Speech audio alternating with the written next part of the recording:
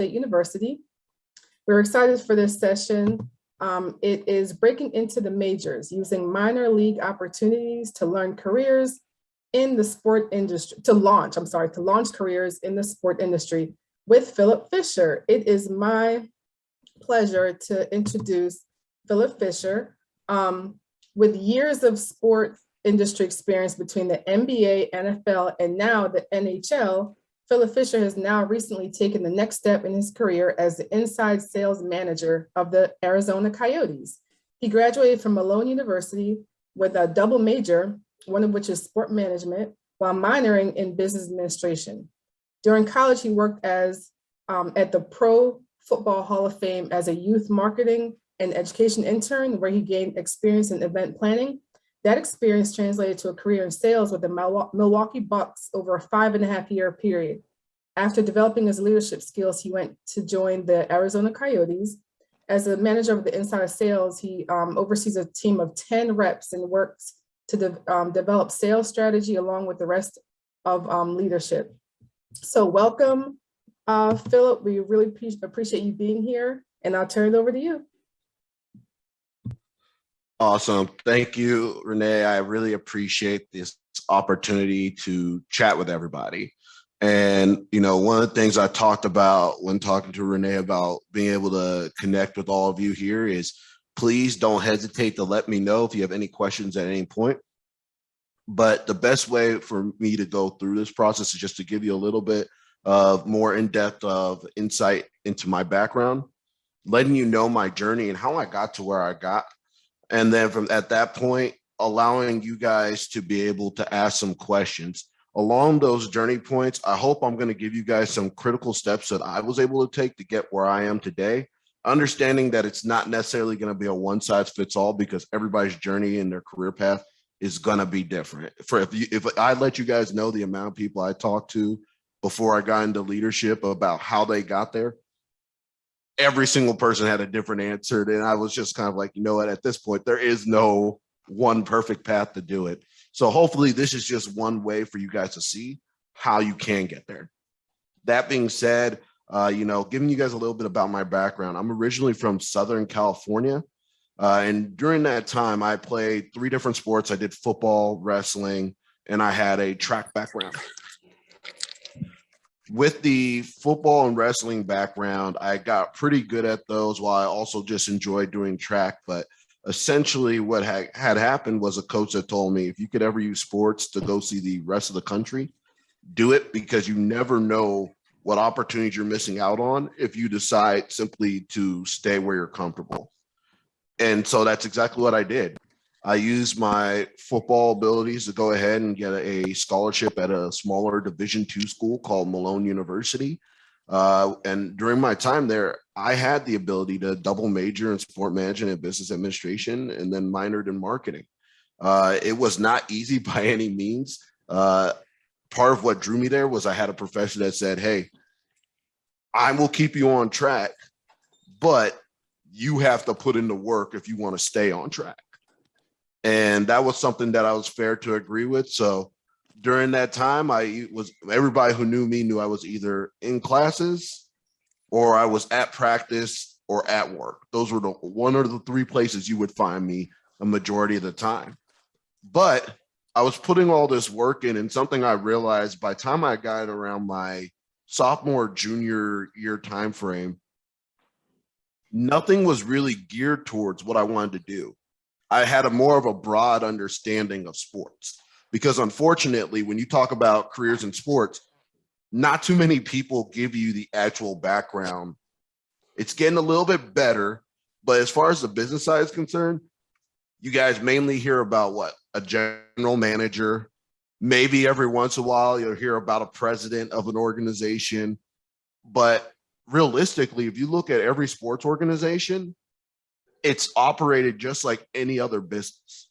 You have every single position you would have at a normal organization at a sports organization. The only difference is that your product happens to be something that gets shown on SportsCenter.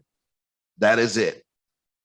And for a lot of people who don't have that understanding, they feel like, well, if I didn't play a sport, I can't go into it because I'm not great at that. Or because I never had that background or understanding of sports, maybe that's not it for me. And I'm here to tell you guys that's completely false. You guys actually, let's say somebody's just, hey, I happen to be great at numbers and I love accounting. Guess what? We need people like you in this industry, right? They have those jobs on the back end, HR, marketing, you name it. It's all going to be there on that side. But for me, once I kind of got to dive into that business side, I had to figure out what I wanted to actually do. And that's where my internship at the Pro Football Hall of Fame really came in handy. As was mentioned previously, I was a youth marketing and education intern, which pretty much meant I wore whatever hat was needed on whatever day to get whatever job done. That's basically what that job was. But the awesome part about it is I got to touch several different departments and seeing how do they operate, not just from a title standpoint, but from actual day-to-day operations. And for me, that was huge because I got to figure out the aspects of a job that I enjoyed.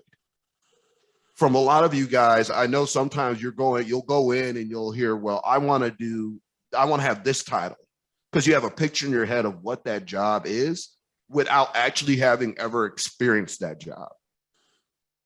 And what I'm here to tell you guys in regards to that is if I'm in your shoes, I prioritize the qualities and aspects of a job over the actual title itself. And the reason for that is you'll find that a lot of jobs, especially in sports, will have titles that don't necessarily mean what that title actually is. So I'll give you an example, right? I have reps right now. They are considered inside sales reps. I know other people in the industry that will call their reps account managers. Two very different sounding jobs, right? They're the same job. That's what I mean in regards to not every job is going to be the same, and not everything that you're going to be doing underneath that job is going to be necessarily what you expect. So you want to be able to figure out what those qualities and characteristics of what you want your everyday to look like. And then you want to be able to ask that future employer, does this job allow me to do X, Y, and Z? And if the answer is yes, hey, you're on your way to finding a job you love. If the answer is no, you need to figure out what job actually allows you to do that, regardless of what that title is, and then fall into that role. And that's what's going to allow you to not only be successful, but ultimately end up happier in whatever job you guys find. Does that make sense for everybody? So going back to my story, what were some of those qualities and characteristics that I really enjoyed, right? For me, that happened to come down to a few factors. Number one, I enjoyed being able to be in an environment where I wasn't always in the office 24/7. Way too active for that. Second thing, I needed to be in an environment where it's okay to elevate your voice. As somebody that has been in sports their whole life, I did football and then I did track in college. For me, I've never been in an environment where it's been expected, oh, you need to be really quiet the whole day and just kind of type away. You guys can probably hear me on this right now, but the more excited I get about things, the more my volume goes up. So it's not good for anybody if I need to be in that kind of environment. The third part is I wanted to be able to have a job where I could utilize sports and its platforms to create special events that had significant impacts, not just on communities, but also I want to be able to do something that changes the sports industry as well. And then the final thing for me was, am I able to be in an environment where I can take my passion for sports in general and turn it into the motor of my vehicle for my career? And I say the motor because that's what's going to be at the core of what I do. It's not going to be the end all be all. It's not the car, right? Like I'm not, and that, don't get me wrong. If you want to be a coach, you can be a coach. But I tell people all the time, make sure that's the path you're lining yourself up for.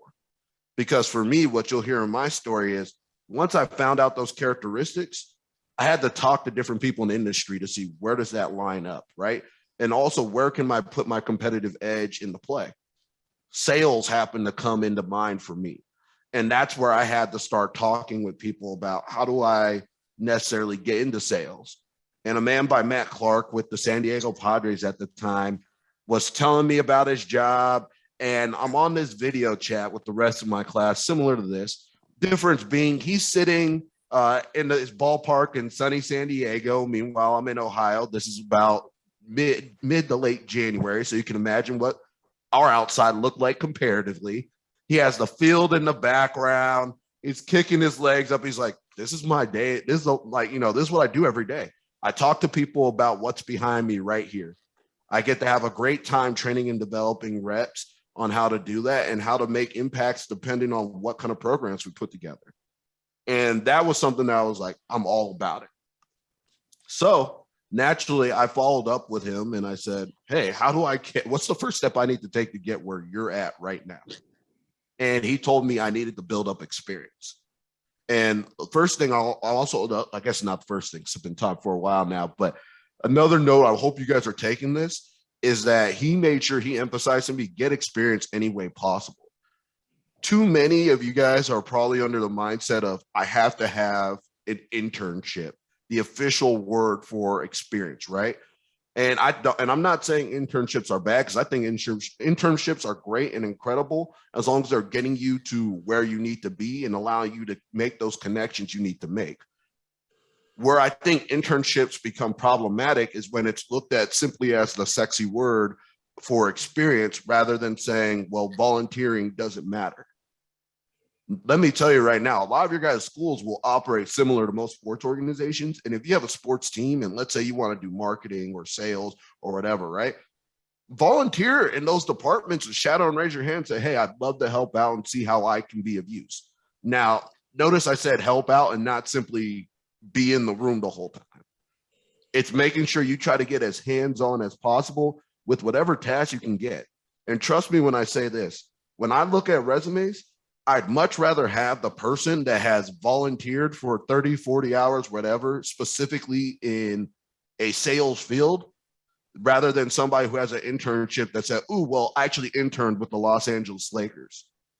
Okay, what department did you intern with?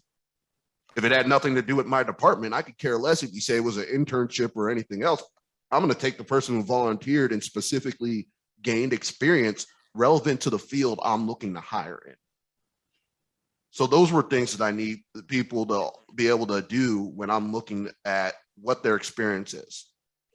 The other important part of that, when I say volunteering, is everybody has this opinion in their head that I need to be getting paid right here, right now. And it's like, and to my point, once again, internships are great if they can provide that, but sometimes volunteering in the in-between, especially early on, if you don't have that experience yet, that's a great way for you to build up what you're doing. And it shows every employer, what do you do outside of your 9 to 5, right? If I can take your resume and say, this is what they're doing in their 9 to 5 and it fits within their classroom, guess what? It's going to be hard for them to compete with the hundreds of resumes that I get for the people that are doing all the same things and then doing 1 or 2 things extra outside of that period.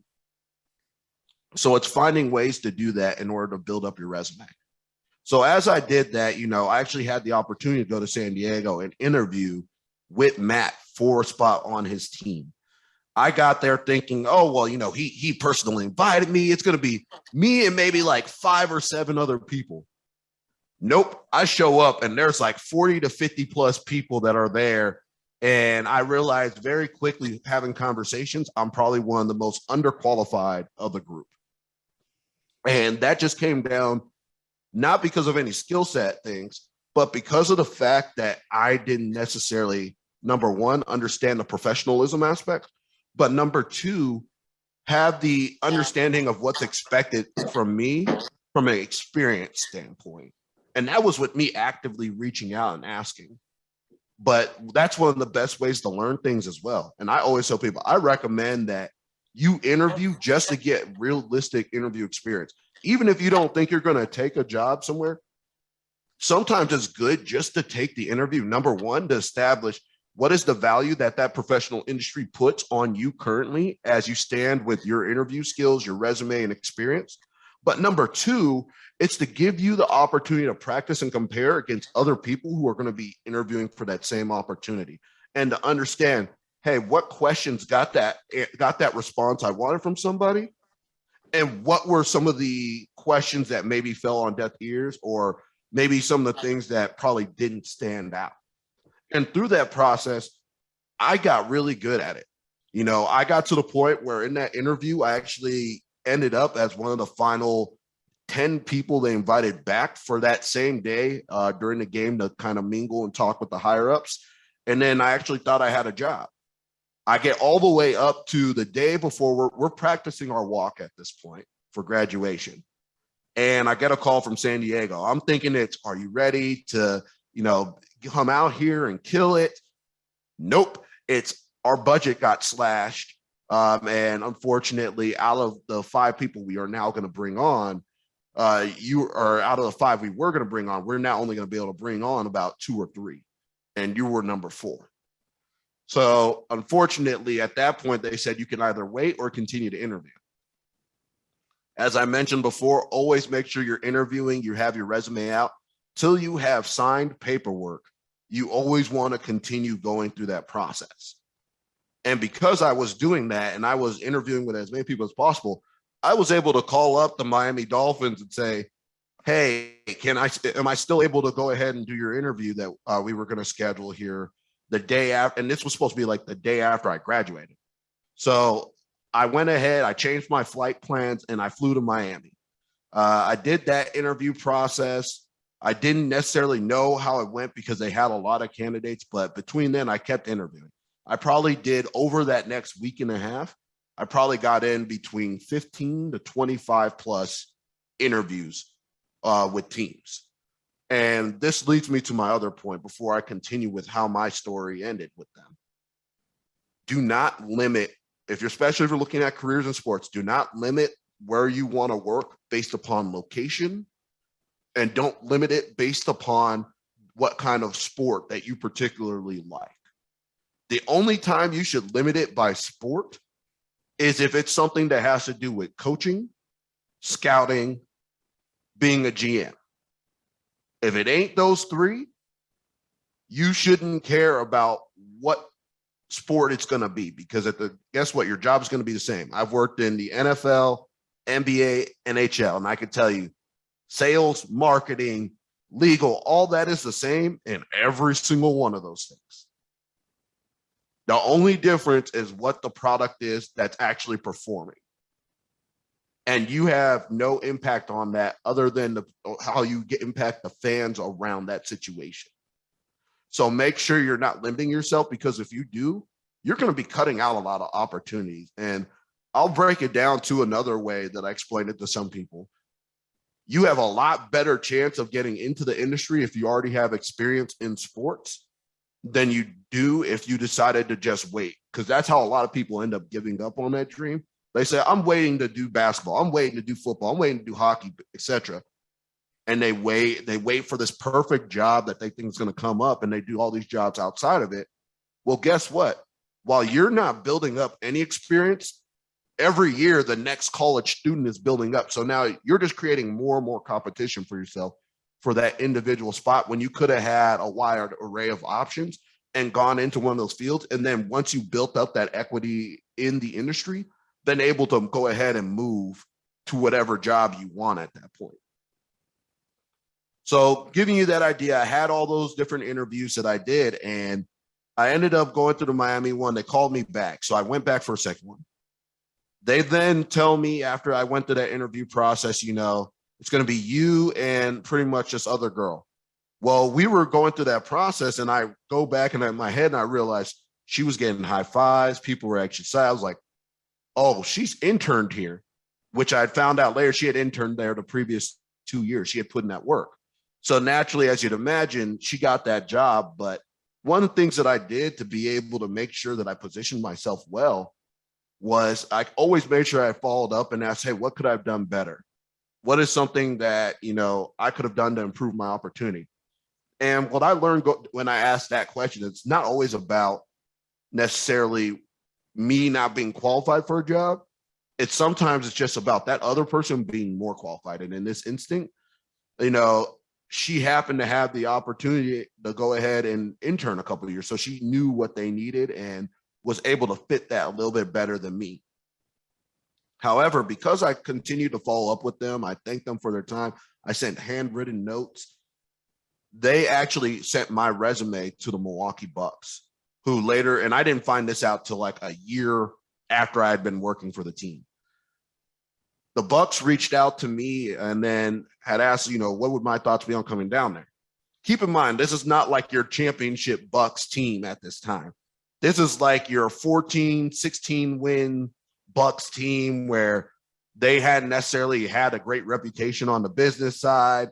Giannis was still a teenager basically and not a grown person. Like, this was not the ideal team when thinking about things. Also, I'm from Southern California. I thought, you know what? You went to Ohio for 4 years. You did your time.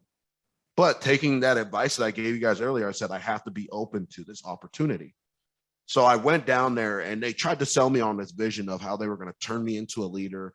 They were going to build this dynamic work environment. They were going to be a leader in the industry from a business and from a performance side of things. They're going to be a champion. They're going to build this new arena. And I sat there and I was like, these people are crazy. Do they realize they're not only like one of the worst teams in basketball, they're one of the worst teams in sports on the business side. You have like one HR professional right now and maybe a few marketing people. But something you start to realize when you go through interviews, you'll know the people who you can go ahead and say, I believe what you're saying. And then there are the people that you're going to say, I smell bull. These were people where I believed what they were saying because they looked like they believed what they were saying. And when you start to find people like that, those are the people you want to work for because you know you're going to have all the resources you need to make those kind of missions come to life.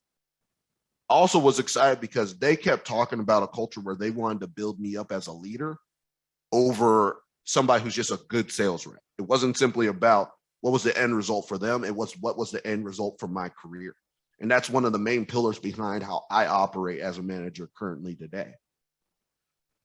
So I get to that job and, year one, I'm in there. I'm okay. I'm going to do pretty good at this. There's about 30 of us.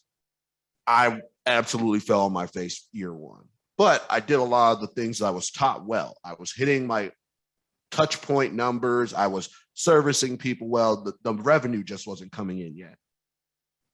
Well, I started to look into other opportunities. Maybe do I jump and try to do like community relations, instead of sales?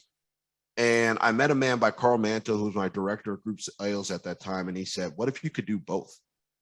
What if you can have that impact that you're looking to have and incorporate that into your sales? And that's when I really started to blow up. Not because I became this elite salesperson that could convince anybody of anything, but because I understood that the sales process for me wasn't simply about, how do I get somebody to buy something from me? It became about how do I elevate somebody's experience or enhance what they're doing currently with the resources we have as an NBA team. Going through that process allowed me to actually go ahead and start to develop that skill set where I became very good at it. One of the highlights of that year before I got promoted was actually a lady that I met at breakfast after a game the day before. My sister had came out to visit me and she goes, hey, there's somebody like trying to wave you down over there. And I'm looking over and I'm like, I have no idea who that person is, right? Sure enough, she walks over and says, don't you work for the Bucks? And I'm like, yeah. And at this point, like all the red alarms in my head are going off. I'm like, this lady's crazy. I don't know who she is. She somehow has followed me from an arena. I'm not even that important. Why is she like remembering me or referencing me? Come to find out, she had remembered like me in an elevator where I had said hi to her, just being like a general greeting when I was going to the building. So she starts to talk to me about, how cool she thinks my job is. And I asked her naturally after that, well, what do you do? She starts explaining what she does with students. And I joke and I said, well, it sounds like you kind of help build a pipeline for NASA and do stuff like that. And she's like, actually, that's what I do. I represent that branch in the state of Wisconsin. So talking with her, she was letting me know how it's difficult to get people into STEM. And I helped her put together basically a really cool event where we worked with multiple parties within the state to put together one of my larger events when I was just starting off my career with about 350 people. So nothing crazy, but it was one of my first events where it was one of the large scale events I was able to do. From that point on, I understood the formula and format of how to enhance everything I did. And I started working with every kind of group I could find. At that point, they then said, all right, we want you to become one of our group sales account executives. My first year as a group account executive, I started to go ahead and crush it, but I made sure I kept doing what I was doing even as an inside sales rep. I didn't stop that work ethic. I just took it and translated it to where I was now being in an elevated position. Well, sure enough, over time, I was one of the people that outside the person that ran our youth basketball program, I was one of our top sellers on our group sales team. They asked me, hey, can you start mentoring the younger reps? For me, it's always gone back to mentorship. You got to give back. And I said, yeah, I'd love to. So I started doing that. Then it became the next ask, well, what about our internship programs, right? I think you'd be pretty good if we talked about you being a leader. Why don't you check this out? So I started getting hands-on with it. And I didn't just do the bare minimum of helping. I kept, at that point, I was like all in and saying, I want to be able to help create your slideshows, your training, all that. We started building that program out. And then they say, okay, well, you're really good with working with the local university on our internship program, but we want to do our bigger internship program across the country and have you work with them. So I got excited about that. And eventually, we had a spot open up where for a management spot came. Fortunately, I did not get that. Unfortunately, I did not get that role. And, there are two ways to handle it. I could have put my hands in the dirt and said, I've been helping you. I deserve this. Or it could have been, all right, let's double down on a work ethic and let's learn why did they want this other person ahead of me. So I started to talk to her, learned a little bit about her background. And I was like, she has the same exact background as me. How did she get this job over me? And I started to see her talk and I was like, that's it. It was her presence, the leadership that she was able to present. And I started really picking her brain.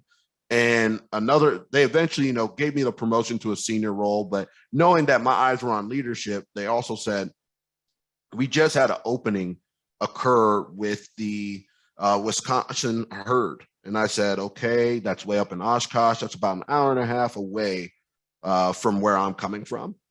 And they said, yeah, we're going to have you go up there and spend pretty much every other day, if not multiple days back to back, going up there and operating as their sales director in the interim while we look to fill this role. If you do a great job, it possibly could be you. And that was really cool for me because I got to see what the inner workings of a minor league team look like. And I'll tell you what, this became my opinion, but it's something that talking with many people in the industry, if you can tell somebody you worked in minor league sports, you talk about being able to say I work hard without having to actually say it or without having to say like I'm a hard worker in an interview. That is it. Because I know if you were in minor league sports, you had to grind. And I got so much experience doing that where I got to work with a more veteran team, help develop their skill set. I said, this is what I want to do full time. So eventually, and this is the other cool part about sports, if you do the right things in sports, your name will get out there. It's too small of an industry for it not to. So for leadership opportunities, I actually didn't have to apply for any of those. People started reaching out to me, and it was the Detroit Pistons. It was Inter Miami CF had reached out, Arizona Coyotes, the Washington Nationals, and then a couple of like smaller teams as well had reached out about opportunities. Out of all those teams, I'm like, oh, this is awesome. I have some opportunities for management and leadership. The issue that came up is that when I started looking at these, I had to go back in my head and say, let's look at it from a clean slate. And fortunately, my wife was working remotely because of the pandemic at this time. So I had to figure out, all right, where are we going to go? Simply put, as I started talking with her, she said, I'm willing to go wherever. Let's help build this career out. And for me, I said, okay, I want to go and interview with all of them. So as I'm going through this process, they had reached out to me. I'm starting to learn what I like and dislike about it. And, getting used to having like my home business plan and having my 30, 60, 90 days. And as I'm going through it, I'm starting to realize, all right, who's in alignment with me, right? Because it didn't matter about like whom I'm interviewing with as a team. I want to know who's in alignment with me from what I want to accomplish. And for me, that ended up being the Arizona Coyotes at the time. And with the Arizona Coyotes, I had asked my manager, and I was like, I know you're going to think I'm crazy, but I think I want to go work in hockey. And I think I want to do it for the Coyotes. Well, at this time, they had just transitioned from previous leadership. They had a lot of things that were chaotic going on. And, my leadership asked me, they said, we support you in anything you want to do, but tell us, why do you want to go to the Arizona Coyotes? And I said, it's simple. I just went on a 5.5-year ride with the Milwaukee Bucks where I got to see them build from being one of the worst teams, both on the court and on the business side, to one of the most well-respected organizations in both of those aspects in about 5.5-year side. And I was so happy to have an impact on that. How cool would it be for me to be able to make that similar impact and not only in the NHL, but for the Arizona Coyotes, a team that's been looking for its identity for a while? They have some new people in leadership that I think really are behind that, and I want to be able to be a part of that. And, for me, the other part was the diversity initiative for me. I said, I would love to be somebody that starts that standard also in hockey and creates opportunities for people. So it was multiple fronts that happened to work for me. So at that time, we started having those conversations, and they said, all right, you know what? We can tell you really want to do it. I had their full blessing. And one thing I want to talk to you guys about leaving an organization too, there's a right way to do it. The reason why they were willing to let me go and they didn't mind me taking off to this team wasn't because they're like, oh, good riddance, Phil. Because they asked me, like, were there things that they could do to have me stay? But for the way I left allowed them to say, you know what? He worked every day. Nobody worked more hours than me. Nobody was going to be able to say that I took my foot off the gas pedal. When I did leave, I made sure I left so much data and information that the people who came behind me could easily pick up and do whatever I'm doing, making introductions whenever needed. I still continued to mentor even during my transition time over to the Coyotes. And then I also made sure that I gave 2 weeks. And I even told the organization I was interviewing with, I said, I've got that relationship with my leaders because they trust me to do the right thing. That's why I'm able to do this interview and do it so publicly with you guys. So whoever offers me a job needed to know I was not going to leave short of giving my 2-week notice and that I was going to be actually working through that time. Sure enough, I eventually make my way out here and I have my opportunity to start hiring people. And I'm really excited. I'm like, all right, I'm going to have this super impactful class. It's going to be one of the greatest things ever. And immediately I realized, oh, this is competition. Like, people in the sports industry are hyper competitive when it's recruiting and trying to get people to join their staff. I started saying, okay, I'm losing some people. For other people, I realized, like, holy crap, like getting anybody, outside of your typical NHL fan to go work in hockey was difficult. And I had to start opening some eyes and talking with people and realize this is going to be a process. But what's been great in my time here is that since I've been here, I've actually hired over 50% of the people who are currently working on our sales floor. Of the people who I started with in my original 10, actually 7 of them have gone on to receive promotions into various roles. I've hired a new class on, and I was able to expand upon a lot of things they've been doing. And even they have already started to break down different opportunities that the Coyotes had never broken into as far as like different fields and areas to look to build fan bases from. And for me, that's what was exciting, is that I'm saying, okay, I'm making an impact. I'm making a difference here. And people ask me, what is your why? I said, my why is not the money part. Like, I've done the money thing already. If I wanted to make money, I could have stayed a rep because I was good enough at sales that I would make more money off of commission than I would as a base salary thing. But for me, it was seeing the development of individuals who had the chance to grow underneath me and fulfill their career. And when I tell people, what is my long-term vision? I want to be able to look down in like 3 or 5 years and say, hey, I'm at a conference. That was somebody that I managed that's now in management. They're leading their own team. This is somebody that's at a higher position than me that I actually led before. That's what I want to see out of my career. And people ask often, with sales, isn't it just kind of a straight transaction? I tell people no. For those of you guys who are looking into things like event planning, I just talked to you about how I'm in groups or how I was in groups prior to. Our groups team does a majority of the major events and theme nights that you see at a building. That's in group sales. For those of you guys who are more service oriented and want to do things to keep customer relationships happy, they do events, but they also just work to build those relationships and keep people in the fold. For those of you guys who are into that CEO conversation that want to sell businesses or sell premium, you can be on our premium or business development team and do that. And most people who end up in corporate partnerships or sponsorship had some kind of sales background prior to. Same thing with most presidents and anybody who's in leadership in sports. So those are really cool avenues to do that. And through an inside sales program that I do, I give people the foundation to learn about what they specifically not only are good at, but what they want to do long-term with their career. And then I provide them that opportunity. And going back to me talking to you, how I said one of my pillars was just development. For me, we do a lot of sales training, but we also do what I love to call career building Fridays. On career building Fridays, I actually allow my staff to network with other people in the industry to help build and expand upon their network. That way they're able to go. And if they get to the point where I'm at, where, hey, maybe the management position isn't necessarily available, I don't want that to be a barrier to where they get. So they now have that network to be where they want to be.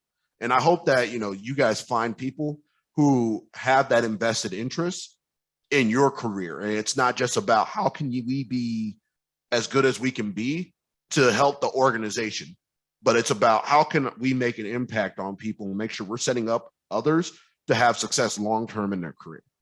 So that was the long-winded version about myself, my background, and I hope I was able to answer some questions doing that.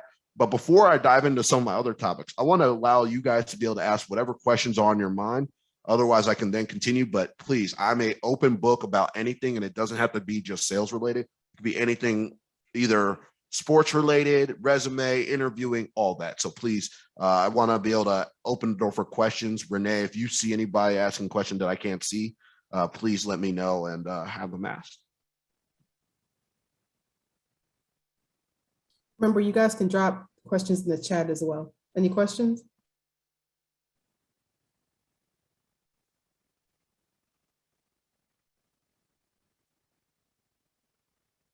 Okay, I guess you can move on, Philip. We'll follow back up with questions after you're done. Perfect. So by a show of hands, everybody on here, just want to be able to see something. How many of you guys have actually already built out a resume? All right, I see a couple of hands. How many of you guys have a LinkedIn? All right, so I want you guys to keep your hands up if you have a resume, LinkedIn, and you've connected with somebody in the sports industry where you could say, hey, I actually know this person well enough, I can call them. All right, I love this. One of the biggest things that I see as an obstacle for people getting into this industry is the fact that they don't build relationships. And people often will ask, well, how do I get a mentor? I don't have time to try to create a set schedule, or how this person's not, I don't think they're going to respond to me. The first thing is you have to have the boldness and courage to actually, number one, reach out and ask somebody for advice or information. I don't necessarily would recommend like asking for quote unquote a mentor. I think it starts off by building an authentic relationship with somebody, right? And I always compare this to people. I use the dating comparison, right?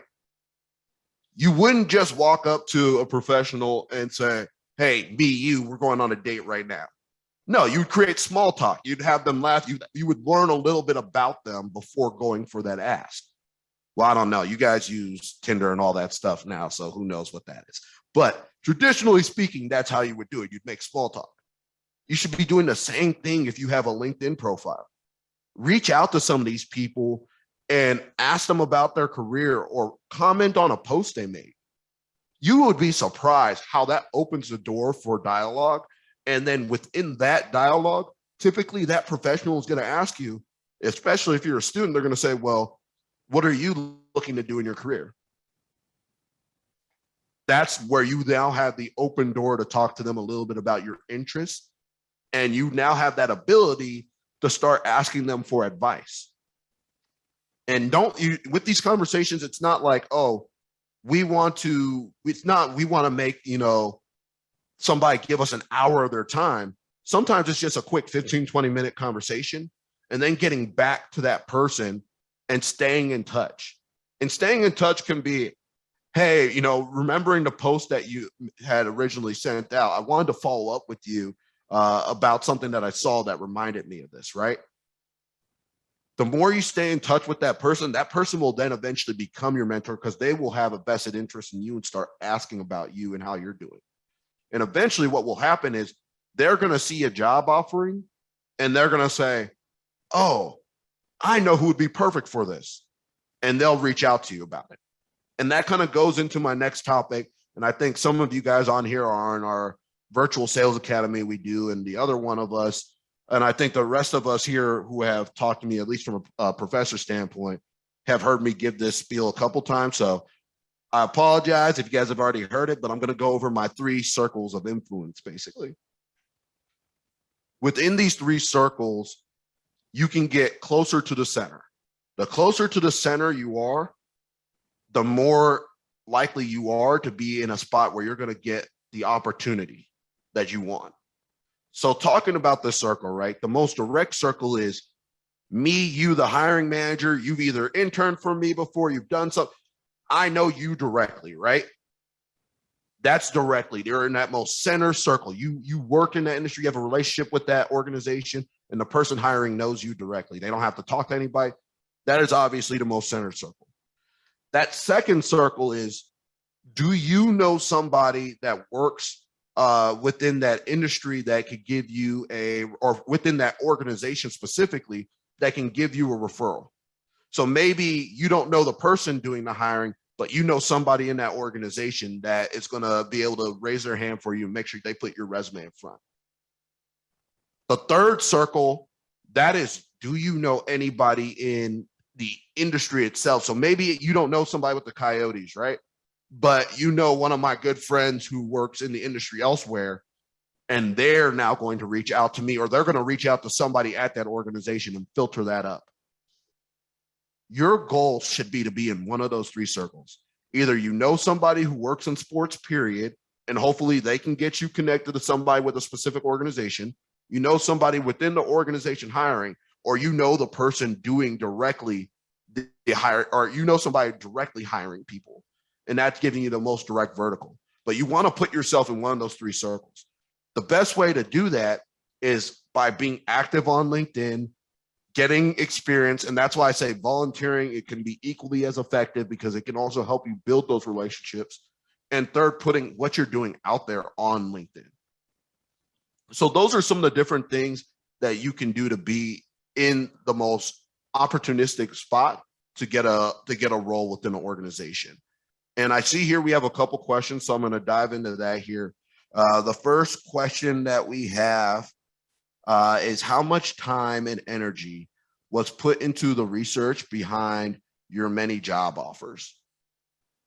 For me, it depends if you're talking about on the front end of my career or back end of my career. If you're talking about on the front end of my career, it was a lot. I had to do a lot of the legwork because, once again, I didn't have that equity within the industry. And even then, with me getting the job, it came down to me doing an interview and following up with somebody who then passed along my information. So it wasn't simply just like doing that effort in regards to studying it. It was a lot. And I always went into interviews, and I tell people, this is my cheat code if you want to ace pretty much every interview and blow people away. I tell people you want to do 2 things. Number 1, you want to be able to make sure that when you're going into that interview, that you've done the research on the organization and you have 2 questions centered around recent events that happened with that organization. I don't care if it's they did an addition to a building, if there was some news lately, you want to be able to ask about what those recent events, how those recent events impacted that specific role you're looking to interview for. The second thing that I would do is when you guys look at job applications, right? Usually they say 5 qualities they're looking for, right? They'll say something like to the effect of, we're looking for a dynamic team player who has experience doing X, Y, and Z and is not afraid to learn and grow. So during that process, what I would do is then take each of those bullet points and I make sure that it is plenty clear on my resume that I showcase each of those bullet points. And I usually try to put the direct word into those.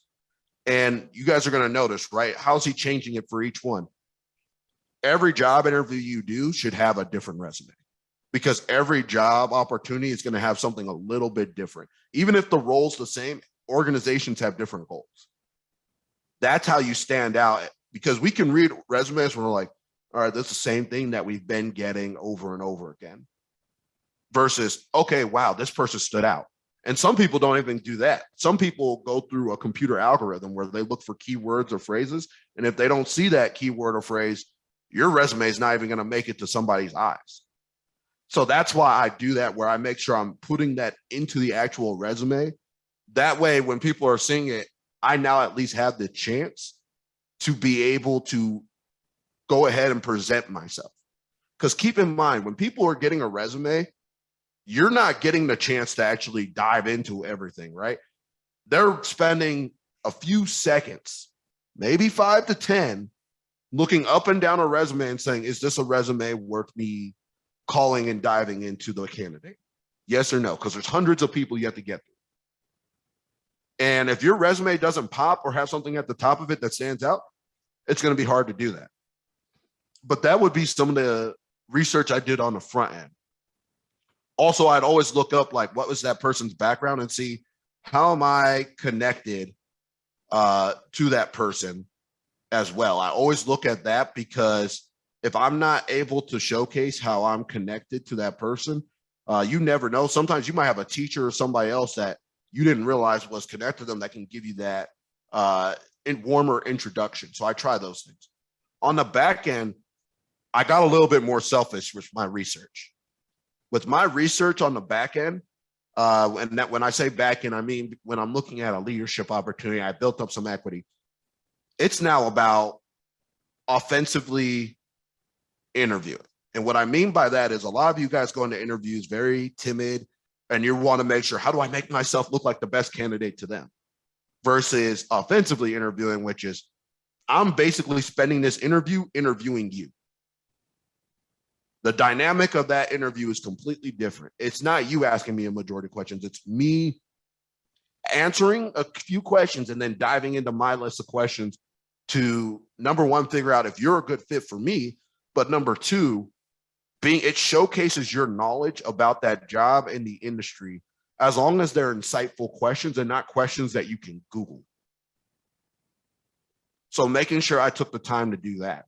And then also with my business plan that I created, I would then ask them, how does their goals and longstanding mission align with what I'm presenting them today?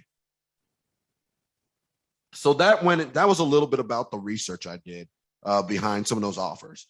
Going into the second question, were you involved in the decision to make the Kachinas as the primary logo? I was not, but I do understand some of the decision-making process behind that.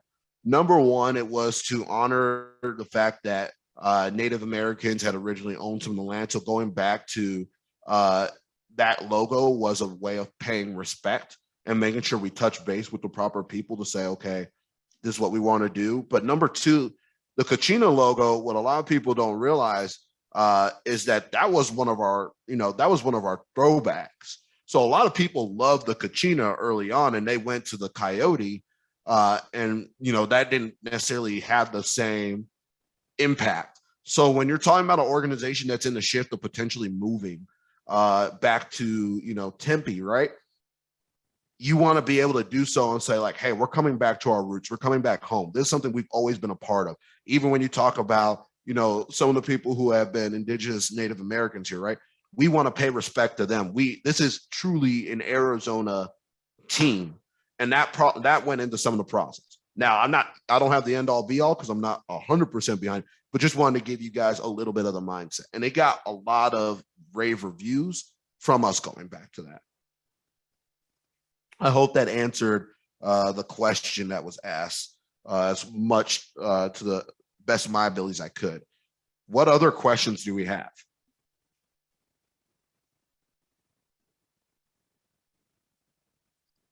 Let's see here. So everybody take your hands down if you have them up. I'm going to ask you guys another question that I'm interested in seeing. For all of you, how many of you, and try to answer this as honestly as possible, right? How many of you have already kind of picked out what sport you want to work in?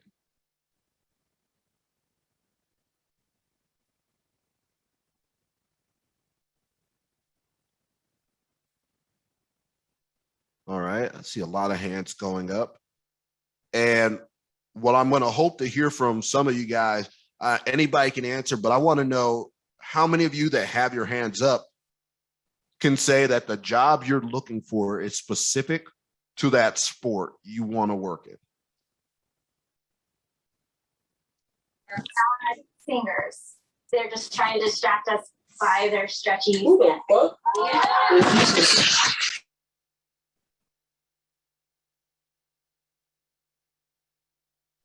I don't know who that was, but so about 5 of you guys. I saw a lot of hands go down. I want you to keep your hands up if those jobs are related to coaching, general managing, playing in the actual sport itself. So meaning you are one of the actual players on the field or on the court or on the ice, etc. Or if it's something that has to do with scouting.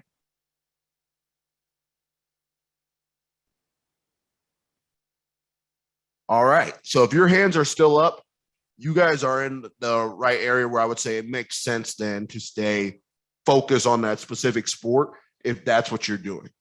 For everybody else that ended up putting their hands down, I highly recommend to you guys just opening up the door and seeing what other sports look like. And to give you an idea, I'm not somebody that traditionally watched hockey, right? Like hockey was not my jam. I'm still learning about hockey. I probably can name like a handful of players on our actual team. But part of it was just understanding the roles are going to be the same regardless.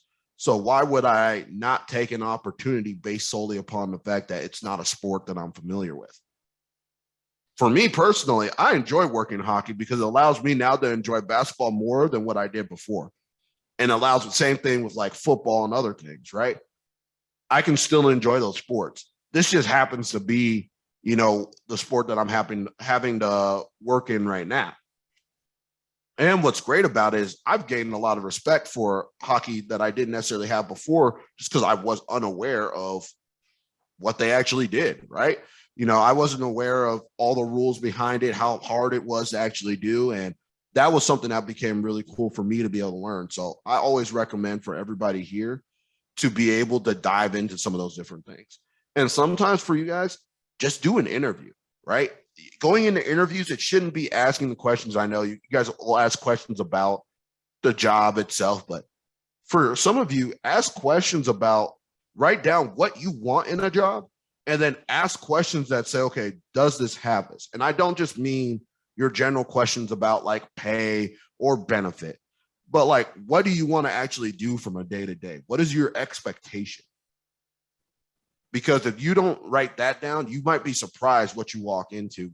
And I hope that a lot of you guys don't make concessions to work in a sport that you want to work in when you could have had your ideal role in another sport. Because a lot of you guys then are cutting down opportunities. And I've had a couple of people who came back to me that I originally interviewed that said, oh, we would like to reconsider this job now. And I had to tell them, the job is filled now, but they didn't look at it because they said, well, hockey, we don't necessarily see ourselves in hockey. And I tell people all the time, like, that's why you should be here. you can be that person that you now create that opportunity for other people to attend. And that's why you want to be able to make that impact. But also what they started to realize when they looked at those other opportunities is those opportunities didn't necessarily align with what they wanted when the one here did. So I always tell people, look at different sporting opportunities.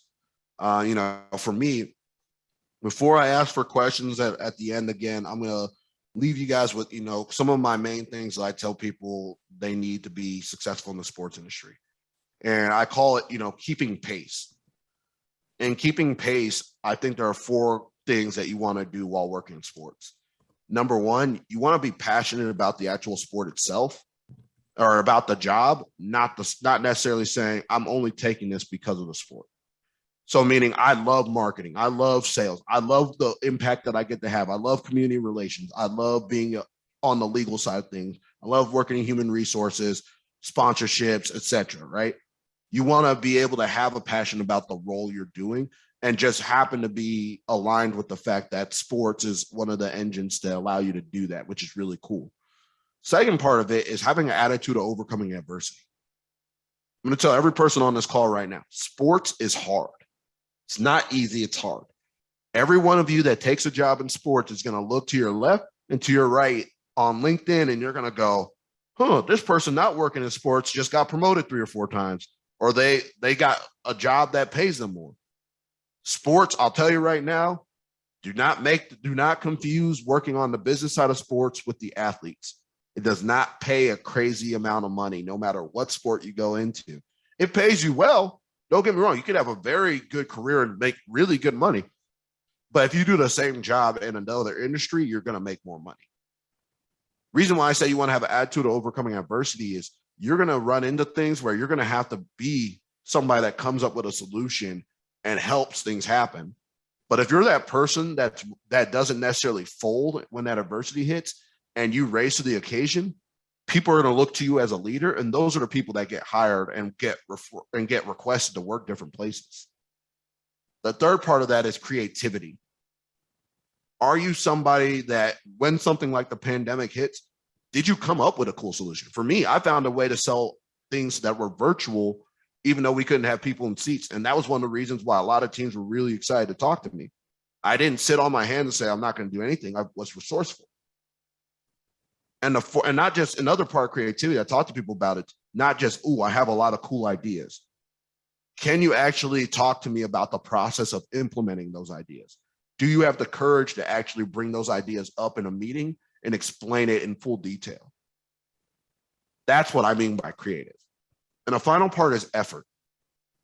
You have to be somebody that is willing to give effort, because sports is going to be long hours and it's going to be hard. But if you're somebody that's always there, that you can be dependable and count on, guess what? That's another quality people look for in leadership. That's why I tell people most sports organizations don't necessarily, even though you see it on LinkedIn or you see it on Teamwork Online, they don't really look for leadership positions. When I say look, they don't like cold call and look for leadership. They usually look for people who are already in that industry who are going to be referred to them, which puts them in position to succeed. So that was one of my final things. I just wanted to get out there and see if there was any other questions before I let you guys go. Okay, well, we actually have to end it here because we have a 12 o'clock session to get ready for. So thank you so much, Philip. We really appreciate it. Everybody give him a hand. No problem. Time. This was a great talk. We really appreciate it. Yeah, thank all of you. And I hope that for everybody on this call right now, if there's any questions, don't hesitate to add me on LinkedIn.